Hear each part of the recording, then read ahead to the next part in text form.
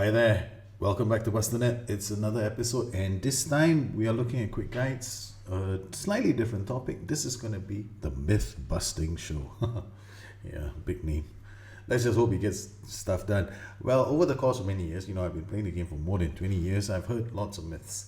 They've gone from strange myths like, every time you save the game, if you come back and reload the game, you're going to lose. Or if you've lost the game, there's another version of the same myth. If you've lost the game, then when you save the game and you come back, you win. I have no idea where these guys come up with these myths. They make absolutely no sense to me.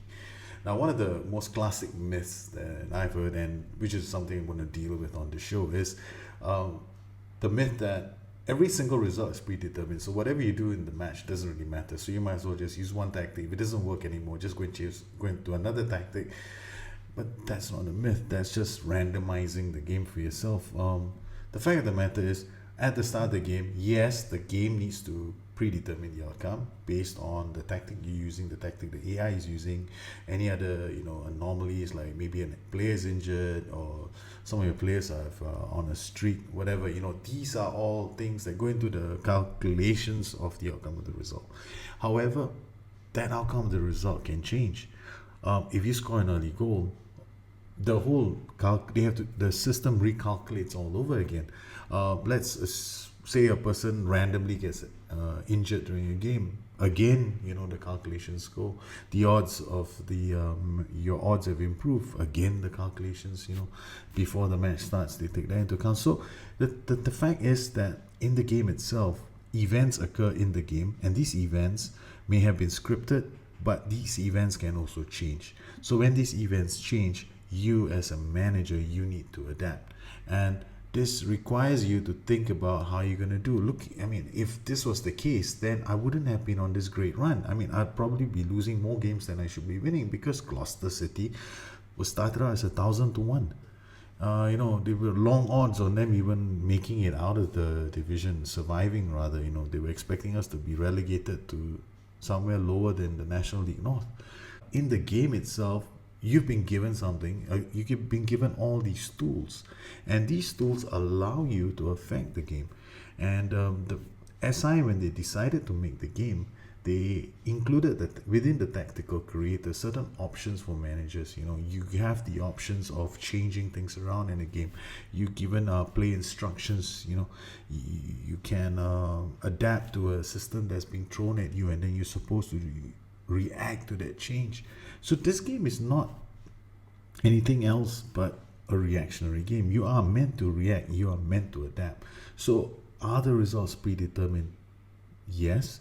Do you have any control over them? Yes. If you want to outperform the AI, then you've got to look at the game and you've got to adapt. In every single one of my shows, you notice some strange things about the way I do things.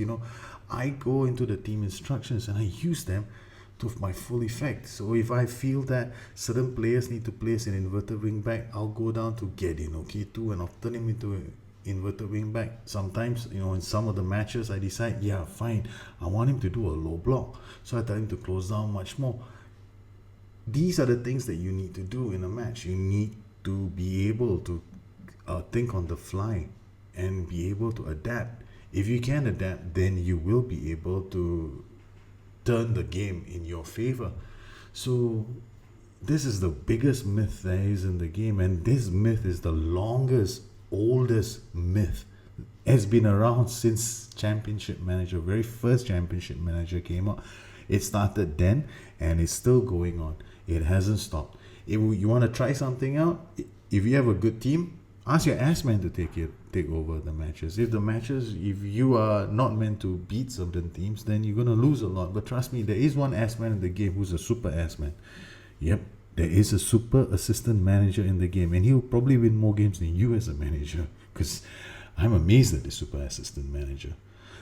Well, okay, so we're done with one of those myths. What about a second myth? The second myth has got to do with mentality. Now, I've changed mine to risk, because that's what it means. Realistically, mentality is just risk.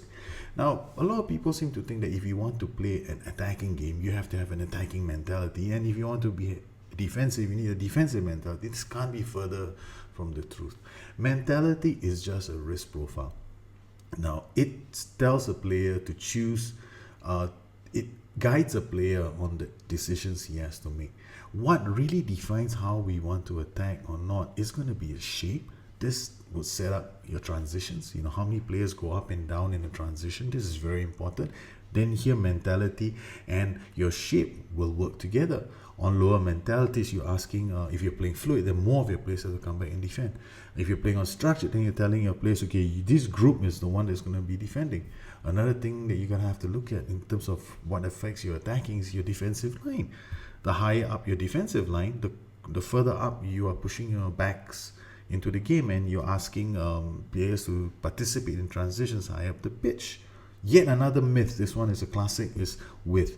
People assume that going narrow makes you, playing narrow makes you defensively more narrow. That can't be further from the truth, because width affects your movement when you're off, when you have the possession of the ball. So it influences how much of the flanks that you use when you're using a higher width settings. So these are all things that affect your attacking nuances. So whenever the next time you want to think of mentality, stop thinking in terms of it being a situation where, you know, higher mentality equals attacking. No, mentality is about risk. It's about telling your players to be smart with the use of the ball. Okay, when you're playing on a higher mentality, you're telling your players to take more chances with the use of the ball. So it depends on what kind of a profile you want. You can still play an attacking mentality. You can still have an attacking setup using a low risk mentality.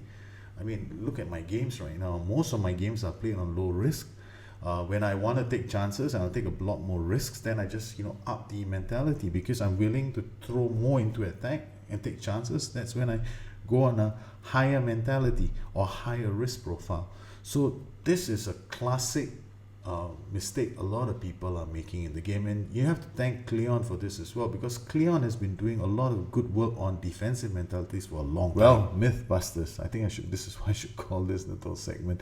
If you guys have any myths that you want to talk about and you want me to take a look at them, then please, you know, do it in the description below. Let me know what you think, and we will cover those in the next few shows, and I'll discuss what other myths there are in the game. And if you want to find out more about the game, or how I cover the game and how I look at the game, then you may also want to have a peek into my book, BusterNet Football Manager's Diary. It's available free to all my patrons who generously donate to keep this channel up. You can visit www.patron.com/BusterNet for more information. Please let me know what you think, and please you know, share some myths with me. I am so curious, and I do not correct me about the way I enunciate the word myth. It's very annoying. Okay, so you guys have a good one. Take care, and I'll catch up again with you guys soon. Bye bye.